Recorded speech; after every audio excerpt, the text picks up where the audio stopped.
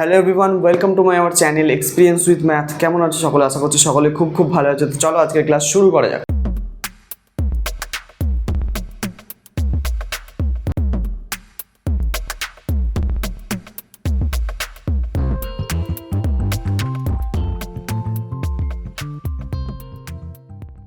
তো ফ্রেন্ড, আজকে আমরা করবো ক্লাস 5 সুব্রত দত্ত অনুশীলনী 33 নিয়ে আলোচনা। তো অনুশীলনী 33-এর আমরা একদম শেষ পর্যায়ে পৌঁছে গেছি। আমরা আগের ক্লাসে 25 পর্যন্ত অঙ্কগুলোকে সলভ করেছিলাম। তো আজকে আমরা 26 থেকে অঙ্কগুলোকে স্টার্ট করব, ঠিক আছে? তো আগের ক্লাসগুলো যারা এখনও দেখোনি, ডেসক্রিপশন বক্সে লিঙ্ক অথবা আই বাটনের লিঙ্ক আছে, ওখান থেকে গিয়ে ক্লাসগুলো করে নিতে পারো, ঠিক আছে? তো চলো শুরু করা যাক আজকের ক্লাস। তো আজকে আমরা করব 26 থেকে অঙ্কগুলোকে স্টার্ট। 26-এর অঙ্ক কী বলছে দেখো। 26-এর অঙ্কটা বলছে, একজন বালক কয়েক ঘন্টা ধরে অঙ্ক করলো। সে যত ঘন্টা অঙ্ক কষলো প্রত্যেক ঘন্টায় তার দ্বিগুণ সংখ্যক অঙ্ক করলো। যদি সে 50টি অঙ্ক কষে থাকে তাহলে সে কত ঘন্টা অঙ্ক কষেছিল? এই অঙ্কটা ঠিক আগে এরকম ধরনের অঙ্ক, মানে এই টাইপের অঙ্ক আমরা অনেকগুলো করে এসেছি, ঠিক আছে? দেখো কীভাবে করবে অঙ্কটা।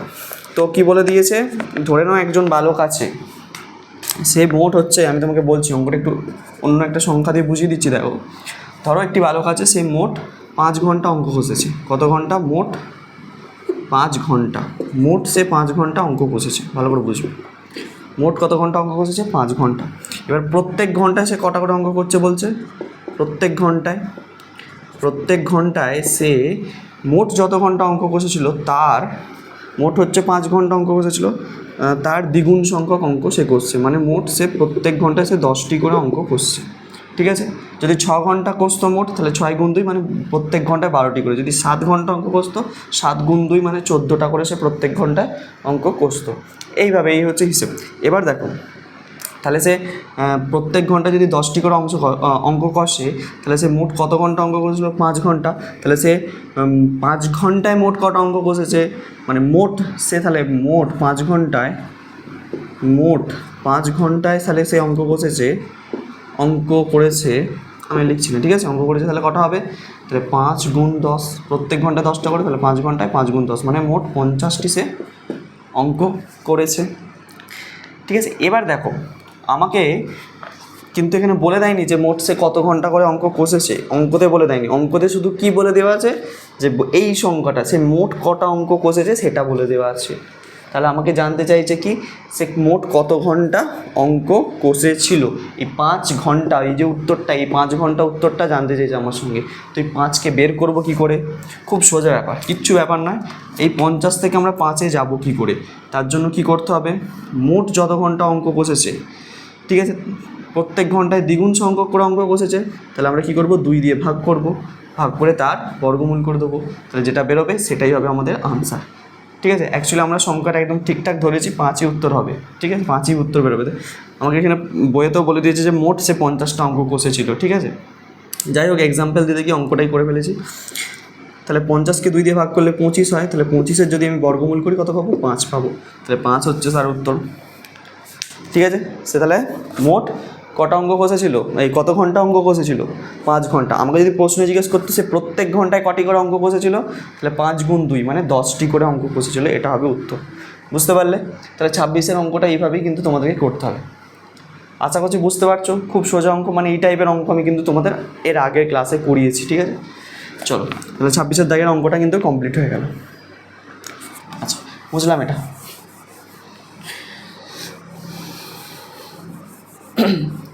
আচ্ছা, 26-এর অঙ্ক কমপ্লিট। এবার আসবো 27-এর দাগের অঙ্ক। কী বলছে দেখো, বলছে একটি বিদ্যালয়ে বালিকাদেরকে 10, 15, 25টি সমান সারিতে সাজানো যায়, ঠিক আছে? তাদের আবার বর্গাকারেও সাজানো যায়। তাহলে ওই বিদ্যালয়ে বালিকার সর্বনিম্ন সংখ্যা কত হবে? কিছু বালিকা আছে, কিছু বালিকাকে আমি 10টি শাড়ি তৈরি করতে পারি, ওই বালিকাগুলোদেরকে নিয়ে 10টা শাড়ি তৈরি করতে পারি, 15টাও শাড়ি তৈরি করতে পারি, আবার 25টাও শাড়ি তৈরি করতে পারি, ঠিক আছে? তারপরে এবার কি বলছে, আবার যে স্টুডেন্টগুলো আছে, যে ছাত্রছাত্রীগুলো আছে, তাদেরকে আমরা কি বর্গাকারেও সাজাতে পারি, ঠিক আছে? তাহলে যদি বর্গাকারে সাজানো যায়, ওই বিদ্যালয়ে বালিকার সর্বনিম্ন সংখ্যা কত হবে? মানে ব্যাপারটা এরকম, দেখো অঙ্কটা একটু, আমার কাছে কিছু সংখ্যক ছাত্রছাত্রী, শুধু ছাত্রীর কথা বলেছে, সরি বালিকার কথা বলেছে, ছাত্র বলেনি। কিছু সংখ্যক বালিকা আছে, ঠিক আছে? তো সেই বালিকাগুলোকে আমি হয় 10টার শাড়ি তৈরি করতে পারি, 15টার শাড়ি তৈরি করতে পারি, আর একটা হচ্ছে কি 25টা ছাত্রী নিয়ে একটি শাড়ি তৈরি করতে পারি। ঠিক আছে, তাহলে কতজন ছাত্রী থাকবে, তাহলে সেই ছাত্রী সংখ্যাটা কত, সেই বালিকা সংখ্যাটা কত, কী করে পাবো সেই বালিকা সংখ্যাটা? কারণ সেই সংখ্যাটা হবে কি কমন একটা সংখ্যা, যেই কমন সংখ্যাটা কি 10 দ্বারাও ভাগ করা যাবে, 15 দ্বারাও ভাগ করা যাবে, 25 দ্বারাও ভাগ করা যাবে। তো সেই কমন সংখ্যাটা আমার চাই। তো সেই কমন সংখ্যাটা বার করতে গেলে আমাকে কী করতে হবে? এই তিনটের লসাগু করতে হবে। মানে এই তিনটের লসাগু যেটা বেরোবে, এই তিনটের লসাগু যেটা বেরোবে সেই সংখ্যাটাই হবে কি 10 দ্বারা বিভাজ্য, 15 দ্বারা বিভাজ্য এবং 25 দ্বারা বিভাজ্য। ঠিক আছে, তাহলে আমাকে ফার্স্ট হচ্ছে লসাগু করে সেই কমন সংখ্যাটা বার করতে হবে, যেই কমন সংখ্যাটার কি আমি 10টা করে নিয়েও শাড়ি তৈরি করতে পারবো, 15 জন করে ছাত্রী নিয়ে বা বালিকা নিয়েও একটা শাড়ি তৈরি করতে পারবো, 25 জন করে ছাত্রী নিয়েও একটি শাড়ি তৈরি করতে পারবো। তারপর বর্গাকারের ব্যাপারটায় আসছি। ঠিক আছে, এটুকু বোঝা গেছে। তাহলে কমন সংখ্যাটা আমরা বার করে ফেলি, 10, 15 আর 25-এর লসাগু নির্ণয় করে নিই। 10, 15 আর কত 25। ঠিক আছে, তো কত দিয়ে যেতে পারে এটা? 10, 15, 25। এটা আমি 5 দিয়ে করতে পারি, 5 2 10, 5 3 15, 5 5 25। তো এটাকে দেখো আর যাচ্ছে না, এটা কি আর করা যাচ্ছে? এটাকে আর করা যাচ্ছে না। তাহলে এক্ষেত্রে লসাগুটা কত দাঁড়ালো আমার এখানে? লসাগু দাঁড়াচ্ছে 5 গুণ 2 গুণ 3 গুণ 5। তাহলে 5 2 10, 10 3 30, 30 5 3 5 15, মানে 150। তাহলে এই 150 জন সংখ্যা, এই 150 জন বালিকাকে কি আমি 10টার শাড়ি তৈরি করতে পারবো, 15টি শাড়ি এবং 25টি শাড়ি তৈরি করতে পারবো। কারণ কি 10, 15, 25 দ্বারা কিন্তু প্রত্যেকটা সংখ্যা দ্বারাই কিন্তু 150 বিভাজ্য হবে। এবার দেখো, এবার আমাকে বলতে চাইছে কি যে সব থেকে কম মানে এমন কিছু মানে বালিকা সংখ্যা আছে, সেই বালিকা সংখ্যাকে আমি কি বর্গাকারে সাজাতে পারবো। বর্গাকারে সাজানো মানে কি? মানে দুদিকটা চারদিকটাই সমান হবে। মানে তুমি যদি এই দিক দিয়েও যদি 3 জনকে দাঁড় করাও, 1 2 3, তোমাকে এই দিকেও 3 জন লাগাতে হবে, 1 2 3। ঠিক আছে, 1 2 3, মানে এরকম দেখো সব দিক দিয়ে যেখান দিয়ে দেখবে কি সমান সমান আছে। তুমি এদিকে দেখো 3 জন আছে, এদিকেও 3 জন আছে, এদিকেও 3 জন, এদিকে দিয়েও 3 জন, মানে এটা বর্গাকার। বর্গাকার মানে যার 4-5টাই সমান হয়, এই রকম আকারে সাজাবে। বর্গাকার আকারে সাজাতে গেলে কী করতে হয়? তাহলে কোনো সংখ্যাকে আমি বর্গাকার আকারে কী করে সাজাতে পারবো? সেই সংখ্যাটা পূর্ণবর্গ সংখ্যা হতে হবে, তবেই সেটাকে বর্গাকার আকারে সাজাতে পারবো। তাহলে এবার ভালো করে ভেবে দেখো, এইখানে যে সংখ্যাটা পেয়েছি এটা তো পূর্ণবর্গ সংখ্যা নয়, তাহলে একে আমি বর্গাকারে সাজাতে পারবো না। তাহলে বর্গাকারে সাজাতে গেলে এটাকে পূর্ণবর্গ সংখ্যা করতে হবে, মানে এর সঙ্গে কিছু গুণ করতে হবে হয়তো। ঠিক আছে, আর গুণ করলে যে সংখ্যাটা পাবো সেই সংখ্যাটা কিন্তু সেই কমন সংখ্যাই হবে, যা 10, 15 এবং 25 দ্বারাও বিভাজ্য হবে। কারণ কি আমরা জানি কি এর সঙ্গে যাই গুণ করি না কেন, যে সংখ্যাটা পাবো সেই সংখ্যাটা হবে 150-এর কি গুণিতক। আর 150-এর গুণিতক হওয়া মানে সেই সংখ্যাগুলো মানে সেই গুণিতকগুলো কিন্তু 10, 15 এবং 25 দ্বারা সম্পূর্ণরূপে কী হবে? বিভাজ্য হবে। এটা হচ্ছে ব্যাপার। তাহলে 150-কে আমি প্রথমে পূর্ণবর্গ সংখ্যায় পরিণত করি। তাহলে কি করে করব? তাহলে 150-কে আমি পাশে এরকম করে ভেঙে নেব। তাহলে 2 দিয়ে খাবে, 2 দিয়ে যদি করি 2 7 14, 2 5 10। এবার 3 দিয়ে করছি, দেখো 3 2 6, 3 5 15, আবার 5 দিয়ে যাবে, 5 5 25। এবার দেখো তাহলে 150-কে ভেঙে পাচ্ছি 2 গুণ 3 গুণ 5 গুণ 5। তাহলে এই দেখো 5-এর একটি জোড় আছে, কিন্তু 2 আর 3-এর কোনো জোড় নেই। তাহলে কি একটা 2 কম একটা 3 কম, তাহলে অ্যাকচুয়ালি কত কম পড়ছে? 6। তাহলে আমি যদি একটা 6 গুণ করে দিই, এর সঙ্গে একটা যদি আমি এক্সট্রা 6 গুণ করে দিই, তাহলে সংখ্যাটা কী হয়ে যাচ্ছে? পূর্ণবর্গ হয়ে যাচ্ছে। তাহলে 150-এর সাথে 6 গুণ করলে কত হচ্ছে? 5 0 6 0 0, 5 6 30-এর 0, হাতে থেকে 3, 6 6 3 আর 9, 900। তাহলে এই সংখ্যাটা হচ্ছে একটি পূর্ণবর্গ সংখ্যা, যা এই সংখ্যাটাকে কী করতে পারবে? তুমি বর্গাকারে সাজাতে পারবে। ঠিক আছে, তাহলে এতজন বালিকাকে তুমি বর্গাকারে কিন্তু সাজাতে পারবে। তো তাহলে কী লিখব উত্তরে? তাহলে লিখব যে অর্থাৎ 150-এর সঙ্গে 6 গুণ করলে সংখ্যাটি পূর্ণবর্গ হবে। সংখ্যাটি পূর্ণবর্গ হবে, অর্থাৎ সংখ্যাটি কত হবে? তাহলে সংখ্যাটি হবে 150 গুণ 6, অর্থাৎ 900। ঠিক আছে, অর্থাৎ হচ্ছে 900। আমার উত্তরে যেটা জানতে চেয়েছে সেটাই এবার লিখে দেবো। তাহলে 900 কিন্তু বর্গাকারে সাজাতে পারবে তুমি 900 জন ছাত্রীকে। তাহলে সর্বনিম্ন বালিকার সংখ্যা কত হবে? 900 জন। অর্থাৎ সর্বনিম্ন বালিকার সংখ্যা হবে, সর্বনিম্ন বালিকার সংখ্যা কতজন? 900 জন। ঠিক আছে, বুঝতে পারলে? এইভাবে কিন্তু করতে হবে। 27 দাগের যে অঙ্কটি তোমাকে দিয়ে দিয়েছে, দেখে নাও ভালো করে। ওকে, তাহলে 27 দাগের অঙ্কটি গেল। এরপরে আসবো আমরা 28 দাগের অঙ্কটিতে। এটা মুছলাম কিন্তু।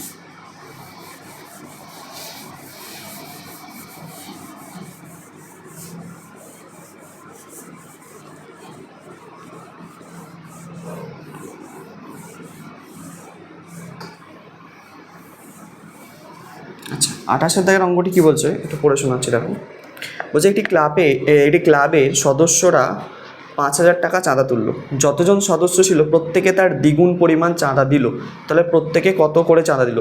তো এখানে ভালো করে বোঝো। প্রথম হচ্ছে এই অঙ্কটার ক্ষেত্রে আমরা কতজন সদস্য আছে সেটা বার করে নেবো। তারপরে হচ্ছে পরের প্রশ্নের উত্তরটা আমি বার করবো, মানে যেটা জানতে চেয়েছে আর কি।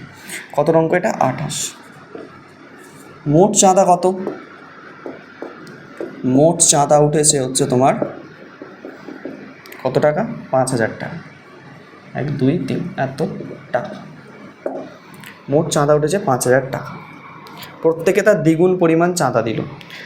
যতজন ছিল তার দ্বিগুণ। ঠিক আগের যে অঙ্কটা করলাম, কত অঙ্কটা, এই যে 26 দাগের অঙ্কটা, ওইটার মতন। যতজন ছিল, ধরে নাও যদি 7 জন থাকে, তার দ্বিগুণ মানে 7 2 14। ঠিক আছে, তাহলে 14 টাকা করে চাঁদা দিয়েছে প্রত্যেকে। যদি ধরো 10 জন থাকে, তার দ্বিগুণ মানে 2, 10 2 20, তাহলে প্রত্যেকে 20 টাকা করে চাঁদা দিয়েছে। এইরকম হচ্ছে ব্যাপার। তাহলে প্রথম কথা হচ্ছে, তাহলে আমি বলবো কতজন, তাহলে সদস্য সংখ্যা কতজন আছে। তাহলে সদস্য সংখ্যা বার করতে গেলে কী করতে হবে? তো প্রথমে হচ্ছে সদস্য সংখ্যা বার করব। তাহলে সদস্য সংখ্যা বার করতে গেলে কী করতে হবে? মোট যতজন আছে, এই মোট যত টাকা উঠেছে, 5,000 টাকা উঠেছে, প্রত্যেকে কত করে চাঁদা দিয়েছিল? দ্বিগুণ করে। তাহলে 2 দিয়ে ভাগ করব, ভাগ করে তার বর্গমূল করে দেবো। তাহলে এত জন বেরোবে আমার উত্তরটা। তাহলে 50কে যদি 2 দিয়ে কাটাকুটি করি কত হবে? 25, আর দুটো শূন্য, নিচে 2, এই 2 থাকবে না, 2 দিয়ে কাটাকুটি করে ফেললাম। এটাকে বর্গমূল করতে, তাহলে 5 5 25, 50 বেরোচ্ছে। ঠিক আছে, তাহলে সদস্য সংখ্যা কত বেরোলো? সদস্য সংখ্যা আমার বেরোলো 50 জন করে। এবার দেখো, আমাকে এখানে প্রশ্নে কী করেছে? প্রত্যেকে কত করে চাঁদা দিল। তাহলে আমাকে এখানে বলে দিয়েছে প্রত্যেকে যতজন ছিল তার দ্বিগুণ পরিমাণে চাঁদা দিয়েছে। তাহলে কতজন ছিল? 50 জন ছিল। এটা ছিল এতজন ছিল, তাহলে দ্বিগুণ, 50-এর দ্বিগুণ কত হবে? 100। তাহলে প্রত্যেকে চাঁদা দিয়েছে সমান 50 গুণ 2 মানে 100 টাকা। এটা আমার আনসার। ক্লিয়ার? বোঝা গেল? আশা হচ্ছে বোঝা গেছে। দেখে নাও, 28 দাগের অঙ্কটি কিন্তু এইভাবে সলভ করতে হবে। গুড। আচ্ছা, এবারে আসবো আমরা 29 দাগের অঙ্কটিতে। কত অঙ্কতে আসবো? 29 দাগের অঙ্কটিতে। আচ্ছা, 29 দাগের অঙ্কটি কী বলছে তোমাদেরকে আমি একটু পড়ে শোনাচ্ছি, দেখো। বলছে রামের কিছু পরিমাণ অর্থ ছিল, আমি জানি না কত ছিল, শ্যাম তার 4 গুণ অর্থ ছিল। মানে রামের যা অর্থ ছিল শ্যামের তার 4 গুণ। ধরে নাও যদি রামের কাছে যদি 5 টাকা থাকে, তাহলে শ্যামের কাছে কত থাকবে? তার 4 গুণ, মানে 5 4 20 টাকা। এরকম হচ্ছে ব্যাপার। ঠিক আছে, তাহলে বলছে উভয় অর্থের গুণফল, মানে দুজনের যে অর্থ সেই দুটোকে গুণ করলে কত পাওয়া যাবে? এখানে বলে দিয়েছে 1600 টাকা। তাহলে প্রত্যেকে তাদের কত টাকা ছিল প্রত্যেকের কাছে। তো এই অঙ্কগুলোর ক্ষেত্রে আমাদেরকে কিছু একটা ধরে নিতে হবে, মানে কিছু একটা চল সংখ্যা ধরে করতে হবে। আমি তোমাদেরকে সেই এক্স ধরার কথা বলেছিলাম, কিছু কিছু অঙ্কে করিয়েছি, তো সেই রকমই আমি একটা এক্স ধরে নেবো এখানে। ঠিক আছে, দেখো তাহলে আমি লিখব কি? রামের কিছু পরিমাণ অর্থ ছিল। ধরি রামের এক্স টাকা ছিল, ধরি রামের এক্স টাকা ছিল, এক্স টাকা ছিল। তাহলে শ্যামের কত থাকবে? তাহলে তাহলে শ্যামের টাকা সমান বা শ্যামের অর্থ সমান কি লিখব? শ্যামের অর্থ সমান তাহলে কত, রামের যা ছিল তার হচ্ছে 4 গুণ, মানে এক্সের সঙ্গে 4 গুণ করলে এটা হবে 4x টাকা। ঠিক আছে, 4x টাকা হয়ে গেল। তাহলে এই দুটোকে গুণ করতে হবে এবার আমাকে। তাহলে আমাদেরকে একটা শর্ত দিয়ে দিয়েছে বইয়েতে, শর্তানুযায়ী বলে লিখব। শর্তটা কী দিয়ে দিয়েছে, যে রামের টাকা, রামের অর্থ x আর শ্যামের অর্থ হচ্ছে 4x, দুটোর গুণফল, এই দুটোর গুণফল বলে দিয়েছে 1600 টাকা। এত টাকা। তাহলে আমার কাজ কি, এখান থেকে এক্সটাকে বের করতে হবে। দেখো কীভাবে করবো, এটা একটা সমীকরণ, মানে সমানের বাঁদিকে ডান দিকে এরকম একটা সমীকরণ বলে এই ধরনের জিনিসগুলোকে। বাঁদিকে কিছু আছে, দেখো ডান দিকে কিছু আছে, তো এটাকে সমাধান করবো। এক্স আর এক্স দুটোকে গুণ করলে হয়ে যাবে এক্স স্কোয়ার। কত হয়ে যায়, এক্স স্কোয়ার। এইভাবে বলা হয়, এক্স মাথায় লিখে 2 এরকম ছোটো করে লেখা, এটাকে বলা হয় এক্স স্কোয়ার। ঠিক আছে, আর 4 এখানে 1 আছে, 4 1 4, এটা 4x স্কোয়ার হয়ে গেল, সমান 1600 হলো। তাহলে এক্স স্কোয়ার সমান হচ্ছে, 4টাকে ওপাশে পাঠিয়ে দেবো, এটা গুণ আছে ওপারে গেলে ভাগ হয়ে যাবে, তাহলে 1600 ভাগ 4 হয়ে গেল। তাহলে এক্স স্কোয়ার সমান কত, 4 4 16, 400 হয়ে গেল। বুঝতে পেরেছো? আর এই যে স্কোয়ারটা আছে, এই স্কোয়ারটা আমরা যদি তুলে দিই তাহলে এই ডান দিকে একটা বর্গমূল চিহ্ন আছে। ঠিক আছে, তাহলে 400 লিখলাম। তো 400কে তুমি বর্গমূল করবে, কত আসবে দেখবে, 20 আসছে। তো ঠিক আছে, 20 আর 20 গুণ করলে 400 হচ্ছে। ওকে, তাহলে এক্সের মান কত পেয়ে গেলাম, 20। তাহলে রামের অর্থ কত, রামের এক্স, রামের ধরেছিলাম এক্স, তাহলে রামের অর্থ বেরিয়ে গেছে 20। তাহলে আমরা এখানে লিখবো উত্তরে কত, যে রামের অর্থ সমান, রামের অর্থ সমান 20 টাকা। ঠিক আছে, তাহলে শ্যামের অর্থ কত হবে, শ্যামের অর্থ হবে 20 গুণ 4, এটাই তো, কারণ যে তার 4 গুণ ছিল, এত টাকা। তাহলে 4 2 8, মানে 80 টাকা। ঠিক আছে, দুটো উত্তর। তাহলে একটা হচ্ছে রামের অর্থ 20 টাকা, এটা একটা আনসার, একটা হচ্ছে শ্যামের অর্থ 80 টাকা, এটা একটা আনসার। ঠিক আছে, তাহলে 29 দাগের অঙ্কটি কিন্তু এইভাবেই সলভ করতে হবে। আশা করছি বুঝতে পারছো।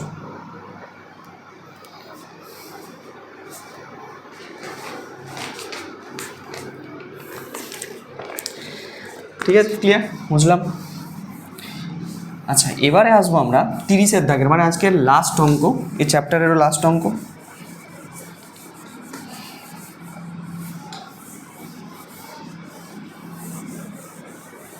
দেখো 30 দাগের অঙ্কটি কী বলছে, আমি পড়ে শোনাচ্ছি।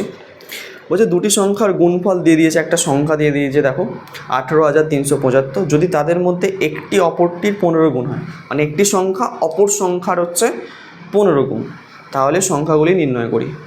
তাহলে আমি কি করব, অপর সংখ্যাটা ধরে নেবো কিছু একটা, ঠিক এর আগের অঙ্কটার মধ্যে, মানে যেটা করলাম এখন, আর সেই রকম ধরনেরই অঙ্ক। দেখো ধরি অপর সংখ্যাটি, আমি অপর সংখ্যাটা ধরছি, ধরি অপর সংখ্যাটি সমান কত, এক্স। তাহলে একটি সংখ্যা, আর একটা সংখ্যা দেওয়া আছে, একটি সংখ্যা হবে কি, অপর সংখ্যা যেটা আছে তার 15 গুণ, তাহলে সাথে 15 গুণ করে দেবো, তাহলে 15x হয়ে গেল। তাহলে দুটি সংখ্যা পেয়ে গেলাম, একটা এক্স আর একটা হচ্ছে 15x। তো এই দুটো সংখ্যার গুণফল দেওয়া আছে, তাহলে আমরা লিখবো এরকম করে শর্তটা, শর্তানুযায়ী। তাহলে একটা সংখ্যা হচ্ছে এক্স আর অপর সংখ্যাটা হচ্ছে 15x, সমান কত দিয়ে দিয়েছে, 18,375, 18,375। ঠিক আছে, তাহলে আমাকে এখান থেকে এক্সটাকে বের করতে হবে। দেখো খুব সোজা, দেখো এক্স আর এক্স গুণ করলে আমি বলেছি তোমাদেরকে কী হয়, এক্সের মাথায় একটা স্কোয়ার আছে আর 15টা পাশে বসে গেল, সমান 18,375 হলো। 15টাকে ও পাশে পাঠাতে হবে, কী করবো, 15টাকে ও পাশে পাঠিয়ে দিলে ভাগ হয়ে যাবে, তাহলে 18,375 ভাগ 15। তাহলে এই ভাগটা আমাকে প্রথমে ফার্স্ট করে নিতে হবে 5টাতে। দেখো তাহলে 15 দিয়ে ভাগ করবো কতকে, 18,375কে ভাগ করতে হবে। ভাগ করলে কত হচ্ছে, 15 1 15, 5 কত 8, 3 8, তাহলে 3 নামলো, 15 2 30 হলো, 3 নামলো 7, 15 2 আবার 30 হলো, 7 আর 75 বলছে, 5 15 কত, 5 5 25, 5 5 15 75, তাহলে মিলে গেল। তাহলে কত হচ্ছে, 12 25। তাহলে বা এক্সের স্কোয়ার সমান হচ্ছে 1 2 2 5, ভাগফল এটা বেরোচ্ছে আমার। এবার কি করব, আমি কি বলেছি, এখানে যে স্কোয়ারটা আছে এটা উঠে গেলে কি হবে, এটা উঠে গেলে এটা বর্গমূল চিহ্ন আসে ডান দিকে, তাহলে ওটাই করব।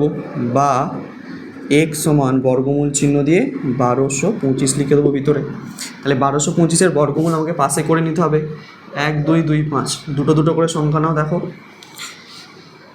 3 দিয়ে যাচ্ছে, 3 তিরিক্ষে 9, 4 খালে 16 হয়ে যাচ্ছে, 9 কত 12, 3 12, 2 5, 3-এর ডবল কত 6, 6-এর সঙ্গে 5 যদি করো, 5 5-এ 25, হাতে থেকে 2 5 6 30 আর দিয়ে 32, 325 মিলে যাচ্ছে। তাহলে এখানে 5, এখানে 5, এখানে 325, উত্তর কত হলো 35। তাহলে বা x সমান হচ্ছে কত 35। তাহলে একটি সংখ্যা কত পেয়ে গেলাম, অপর সংখ্যাটা পেয়ে গেলাম হচ্ছে 35, কারণ x এর মান 35 বেরিয়েছে।